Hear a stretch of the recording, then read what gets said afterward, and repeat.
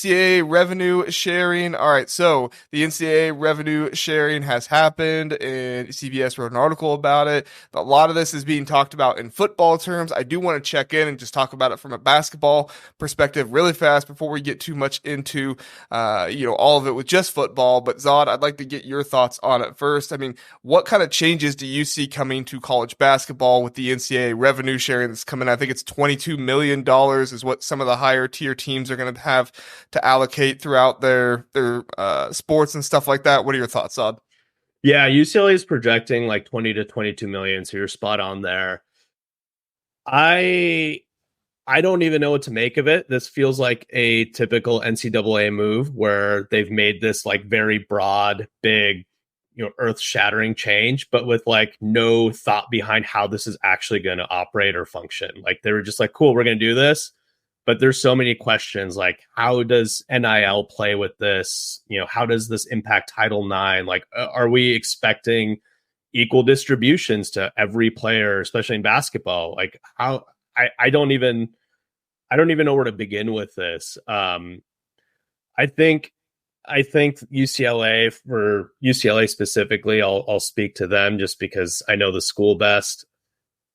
They're going to approach this very conservatively. I think there's going to be a lot of schools out there that are going to be playing kind of in a gray area in the margins until, there's some regulation around how this actually operates.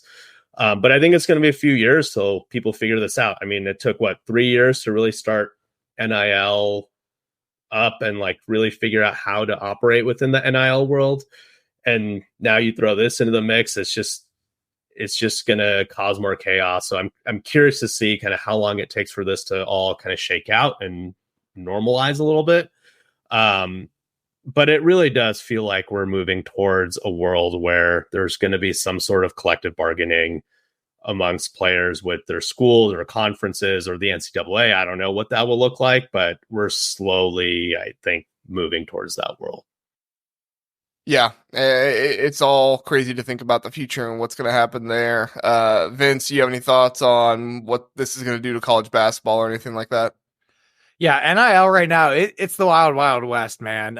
It's Penn State is trying to catch up to some of those top programs like Ohio State and Georgia, and Franklin's made a big initiative of that. And really, that was a big thing in terms of Micah Shrewsbury leaving the Notre Dame. He wanted to advocate for more NIL for the basketball program, whereas Penn State being a football school, that kind of I think ruffled some feathers a little bit. But this is exciting news for the landscape of college football and basketball, and really excited that the players can all get their fair cut. Yeah, for sure. I didn't realize that about the Micah Shrewsbury situation. That's really interesting to think about there. Kent, your thoughts on revenue sharing, what it means for college basketball? It's great. It's awesome. This article really didn't say like what the breakdown is going to be for the different sports, but I'm assuming obviously football is going to get the most and then basketball would be next in line. So of that like 20 million that each of these Power 5 schools is getting is my assumption. So on the surface level, it looks like there's going to be more clarity on like why guys are transferring, because I think that there'll be more openness about like, hey, we offered him X amount of dollars, so obviously he's leaving because last year he was making this much money. So it seems like that, especially if the school is directly offering it, right? They're going to have to disclose how much they're going to give these kids. So I don't know who's keeping track of all that though. Like, we just gave this guy $1 million and this guy $2 million or whatever. And it's like, it's going to add up real quick. And I don't know if anyone's going to be really, keeping their, crossing their T's and dotting their I's on that, but we'll see. I'm happy for the players, obviously. And I think it's going to lead to more transfers, which I love because I think transfers are good and fun and we get to talk about it. And it's going to look, every team's going to look different every year because of that. And I think this is a thing that people aren't talking about maybe enough, but maybe they are because I don't listen to everyone, but guys are going to stay in college longer, I think. Like the guys that are borderline, like maybe going to go to the NBA are going to come back and say, hey, I'll actually just go back to college because I can go transfer right now. And, the allure of a transfer is always going to make more money than the guy that's probably going to stay at a school. So he'll go transfer and make more money. Now, here's my quick negatives, and then I'll wrap this up. I think there's going to be a ton of legal stuff incoming in the next few years. It's going to be more stuff like what we saw at Florida, where they think that they're getting this money and then the school pulls the rug from under them and they don't get it and there's lawsuits filed. I think there's going to be even more tax problems for some of these players who aren't managing their money correctly.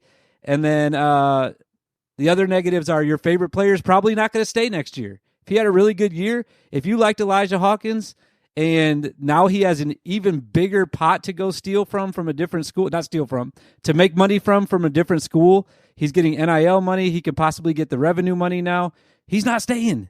None of your favorite players are staying. So don't get used to anybody. And then obviously I've heard this a lot, but a lot of sports aren't going to make the cut because they don't have to share the money around the board anymore because they are getting the money for themselves to pay their players. So, like, and when I say they, I'm saying like football and basketball are going to get revenue money. It's not being distributed to the non-revenue sports anymore.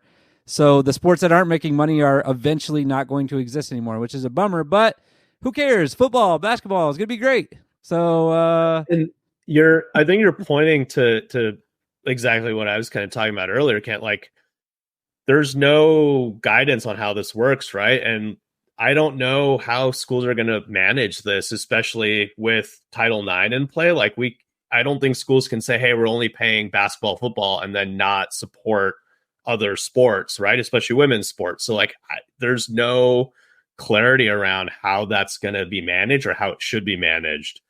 And to your point, yeah, there's going to be a lot of legal mumbo jumbo to wade through before I think any of this actually kind of settles. Yeah. So go ahead, Vince. Something I think would be interesting to add to all of this. We talk about players transferring in and out. I think it would be really interesting if schools could offer like multi-year deals like they do in professional sports, saying like, hey, this is the dollar amount. You need to, be here X amount of years to earn this. And then, obviously have buyouts in the contract. So if other schools want to steal or get those players in the portal, they would then have to like pay the school and give them money. I think that would kind of like Premier League soccer. Yeah. So I think that would make it a little more interesting and less likely to see some of our favorite players, just going to make more money, because honestly, like that's what any of us would do in their shoes. Like we emotionally get upset as fans when our players leave, but like if you were to get paid, double your salary to go live somewhere else and do the same job, like, most people would take that. So I think that would be good to have the longer term contracts. But again, then if the player wants to leave, then you got a lot of, there's a lot of stuff to go through the weeds in there as well. But that's something I think would be interesting. Kent, Phillip knows us too well at this point. Kent's still sour on Hawkins leaving Minnesota. I was just typing back to him. I am. Phillip knows us too well at this point. Okay, so I haven't talked about this a whole lot because I know somebody who knows somebody who's in NIL at Ohio State, and so I've been talking to them a little bit. Obviously, nothing is set in stone yet, but at least from what they have told me, that Ohio State's current stance on it is, which could be different from like UCLA or Penn State. Like this is just the way that Ohio State is kind of preparing for it right now, based on what they know, which, he told me, he was like, this could change. So don't don't take this as absolute truth. But the way that they're currently preparing for it is that, women's sports are going to get half the cut, and men's sports are going to get the other half. And so there's been a lot of speculation on like, okay, well, only the revenue producing sports are going to have revenue sharing.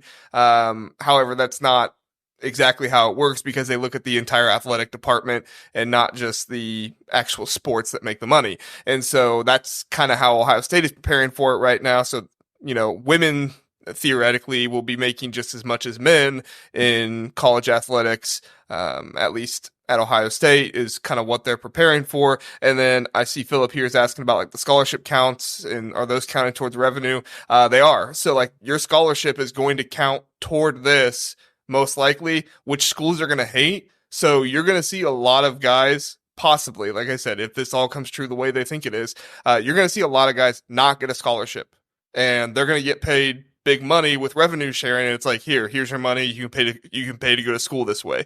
And the NCAA is just going to not care about scholarships because this is going to turn into unlimited scholarships for everybody, any sport, whatever. Like, it doesn't matter. You could have 25 guys on scholarship for basketball if you wanted to. Obviously, that would, be stupid, but like it could do that if you wanted to. That's interesting. You mentioned that, because that gets into like other territory where the NCAA has all these weird rules around like meals and this and that, right? Like, when you break that model, can players eat together anymore? Like, can they travel together? Like, how does all of that gets figured into like scholarship money get figured out? Like, I don't know. On top of, like, it sounds like if they're splitting it kind of evenly by gender here, I'd imagine like NIL comes into play, right? On top of what players are being paid from the school. So like, is that going to still remain the same? Is NIL going to be pulled in-house?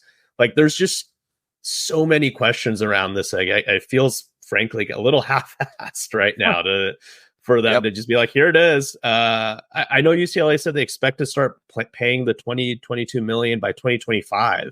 And I don't believe that this is going to get figured out in a year. Like, there's no way.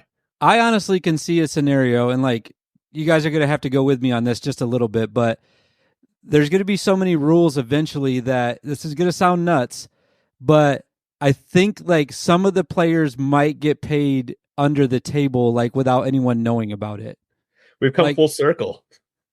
Yeah. Kent, that would never happen. I know. I don't want that to happen. Coaches that own car dealerships down in the South that would never do such a thing.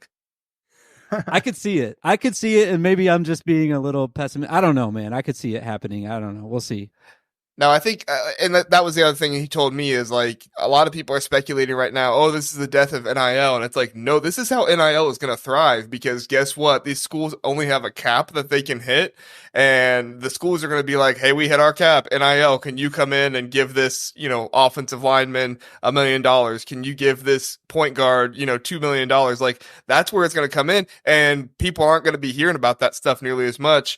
And he told me, he was like, good luck trying to get an interview with players on your podcast, because he was like, if you ask them, they're going to be like, yeah, for $500. It's like, well, no, I'm not paying you $500 to come on my podcast. But Brooks Barnhizer would never do that to us, JR. No, he would never. Brooks is a good man, solid man. And he didn't do that to us. So we paid him $0 for his time. And he was very generous. So I might have paid him. You don't know. Well, Kent may have paid him $500 that I didn't know about from the Kent Casual Big Ten NIL Fund. That's true. That's true. So, all right. So a few more comments really fast before we get out of here. Jeff asks, are there stipulations that revenue sharing has to go to student athletes? What's stopping schools from spending on facilities? I do think that that $22 million has to go to the athletes, like actually to them. I don't think you can divert that to like paying for their food or paying for something else. Like, I think that there are going to be rules, but the NCAA has made rules before that nobody's followed. So, good luck with getting those to be followed. Philip here, a split of 50-50 gender with football players will sue because they generate most money is basically all the football. Women's sports will sue on Title IX basis. Yeah, that's one of the biggest issues right here. Someone's suing somebody in this. Everyone's going to be suing everybody, I think, at some point. Yeah. Like, you thought Jaden Rashada was bad, suing Billy Napier. Get ready when JC Sheldon or whatever sues the football coach or something. I don't know.